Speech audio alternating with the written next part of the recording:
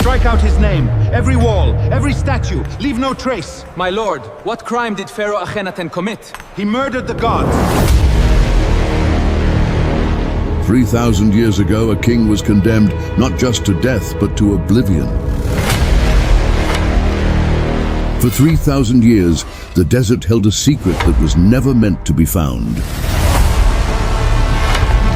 In the shadows of Egypt's grand temples, men with chisels were sent on a dark mission to delete a king from time itself. They didn't just kill him. They tore down his cities, they smashed his statues, and they hacked his name off every wall in the Nile Valley. Why? Because Akhenaten had done the unthinkable. He had declared war on the gods and the powerful priests who served them. Today, we're going into the ruins of the city they tried to bury, to uncover the mystery of the rebel pharaoh, and the tactics he used to suppress all priests of Egypt. And what secrets did he take to his grave? To understand the rage of the priests, you have to understand their power. In 1350 BCE, the priests of Amun weren't just religious leaders. They were the most powerful corporate entity on earth. Then a young pharaoh did the unthinkable. You would abandon all the gods of Egypt? Not abandon them, end them! The people will never accept this. They will. There is only Aten now. It's a new age. He didn't just stop believing in their gods. He evicted them. He declared that the hundreds of gods Egypt had worshipped for millennia were dead. There was only the Aten, and with one royal decree, the wealth of the temples was seized and the priests were out of a job. The war for the soul of Egypt had begun. But this wasn't just a religious dispute. It was a battle for power. For centuries, Egypt's pharaohs had ruled beside the mighty priesthood of Amun. Every harvest, every military victory, and every royal ceremony strengthened the temples. Their estates stretched across the Nile Valley. Their granaries overflowed. Their influence reached into every corner of the kingdom. By the time Akhenaten took the throne, the priests had become something Egypt had never intended them to be, a rival power. No army marched beneath their banners, no fortresses flew their colors, yet they controlled enormous wealth, commanded thousands of workers, and shaped what millions of Egyptians believed about the gods and the king himself. To Akhenaten, that was a threat. And so the young pharaoh launched one of the boldest political offensives in ancient history. He didn't attack the priests with chariots, he attacked the source of their power.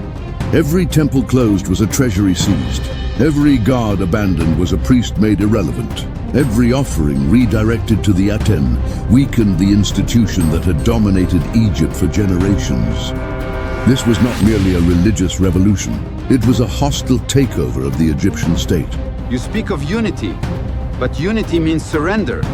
No, it means survival. Then let the river decide who we become. And Akhenaten was gambling everything on a single idea.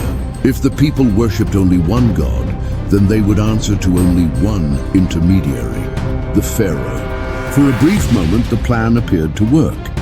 The old temples fell silent. The wealth of the gods flowed into royal hands, and the authority of the crown reached heights unseen in generations. But every victory came at a cost. The more power Akhenaten gathered, the more enemies he created. And while the pharaoh focused on transforming Egypt from within, danger was gathering beyond its borders. While workers raised the shining temples of Akhenaten, messengers arrived from distant provinces carrying alarming news. Egypt's empire was under pressure. For generations, pharaohs had projected power across the ancient Near East. Egyptian governors, allied kings, and military garrisons guarded trade routes, stretching hundreds of miles beyond the Nile. Now, many of them were asking for help. Some pleaded for soldiers, others begged for gold. Several warned that hostile neighbors were advancing against them. But Akhenaten's attention remained fixed on his religious revolution. The letters kept arriving. The requests became more desperate, and in some regions, Egypt's influence began to slip away. Whether Akhenaten ignored these warnings or simply lacked the resources to respond remains one of history's great debates. But to his critics, the verdict was clear. While the pharaoh built a city for the Aten, The empire his ancestors had fought to create was beginning to unravel, and every lost ally gave his enemies another reason to hate him. To escape the reach of the priests in Thebes, Akhenaten did something no pharaoh had ever dared. He claimed the sun god had spoken to him, pointing to a desolate stretch of desert 200 miles away. There, he would build Akhenaten, the horizon of the Aten, the spectacular short-lived capital city founded by the pharaoh Akhenaten, Amenhotep IV in 1346 BCE. His architects faced an impossible deadline. To build a capital from scratch in just a few years, they invented a revolutionary new method.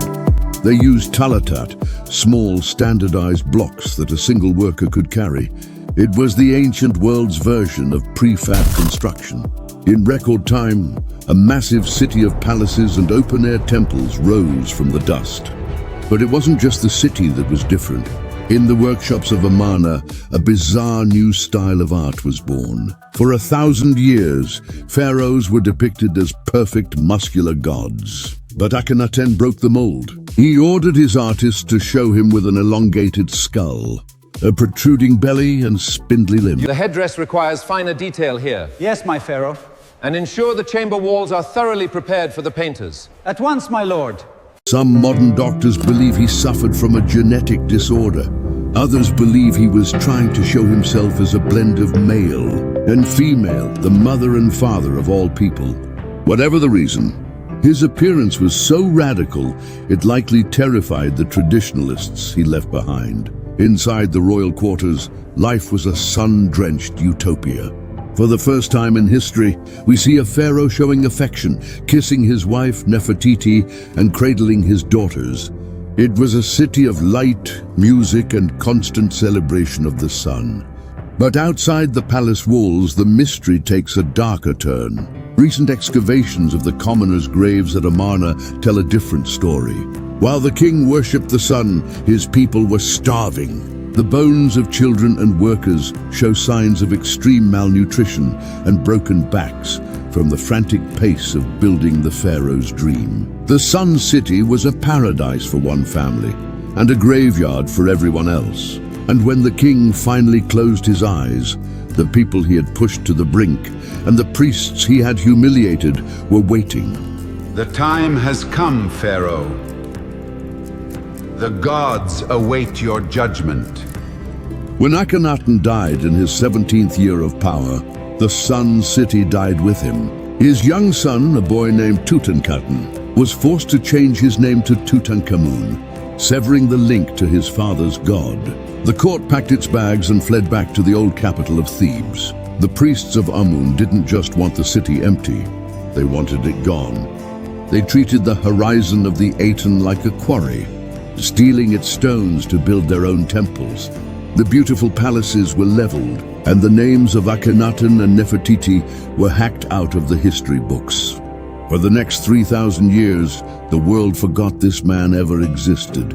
It wasn't until the 19th century that the desert finally gave up its secret. Archaeologists stumbled upon the city of the heretic, uncovering the bizarre art and the tragic story of a man who tried to change the world too fast. Akhenaten tried to build a utopia under the sun, but in the end, the shadows of the old gods were too long to escape. The rebel pharaoh was erased from the past, but his story remains one of the most daring and dangerous chapters in human history. Thanks for watching.